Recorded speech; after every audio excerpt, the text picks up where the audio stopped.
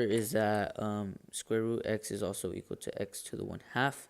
Just makes more things simple in the long run. So when finding the first derivative, we are going to multiply our 1/2 times 3, making it 3/2 x, and then it becomes negative 1/2 plus the derivative of 5x is 5.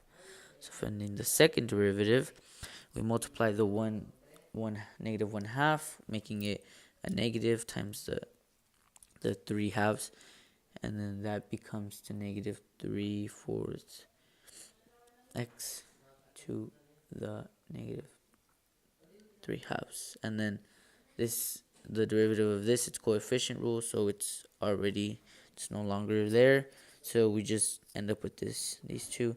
So when taking the third derivative, our two negatives are going to result in a positive fraction, which is going to be 9/8 x, and then our exponent is once reduced again to negative 5/2. And then I'll stop there, but you can keep going. This will just be reducing, and you'll keep multiplying your coefficient once again. And yeah. So for 3.8 derivatives of logarithmic functions, there's four principal formulas that I'll be reviewing and doing some examples. But the first one is pretty simple. dd of x says that the ln of x, the derivative of ln of x, is equal to 1 over x. So that one's pretty simple. But if you have a little bit something more difficult, as you can see, this would be when you have a little something more difficult, saying this part right here, it becomes a little more difficult. So it'd be 1 over your difficult part, which is the f of x, and then you would just have to multiply times the derivative of that one difficult step or part. So here are the two remaining formulas for the logarithmic functions for 3.8. So these are pretty much used with the log base of a, and anything that's pretty much added is just the natural log, as you can see right here and right here, except when there's a little bit more difficult stuff, then we always have to, just like in the last formula, we have to multiply by the derivative of that stuff.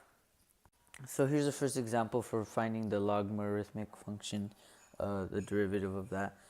So when finding the derivative, just like the first formula, the pretty simple one, it would be 1 over your function over here, or your part over here.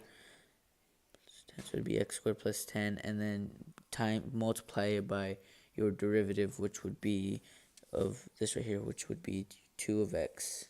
And you can leave it like that, or you can just put it up here. So whatever you like, it's the same thing, and it comes out to that, and it's just simple as that. So here's just a little bit more complicated problem, and it says ln 2x plus 1 to the third over 3x minus 1 to the fourth. So for this one, we could go through the quotient and the product rule, but there's also like a different way to do it, but I'll be simplifying it just to make it a little bit more simple.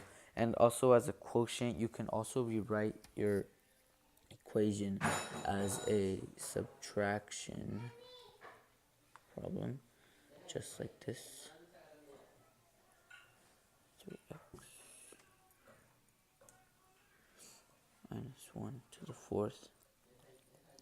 And then from there, we can also bring our coefficients, so like our exponents, or these, to the front. So that's what we're going to do. So f of x, so we can bring the 3 ln 2x plus 1 minus 4 ln 3x minus 1. So then there's that, pretty much the simplifying. And then from there, now we can actually take the derivative. So we take we take the derivative of the ln 2x plus 1, which comes out to 1 over 2x plus 1, and then we take the derivative of the inside, which comes out to 2. Then we move on to the other side, and we take the derivative of the ln 3x minus 1, which comes out to 1 over 3x minus 1, and then the derivative of the inside, which becomes 3, and that pretty much solves it out.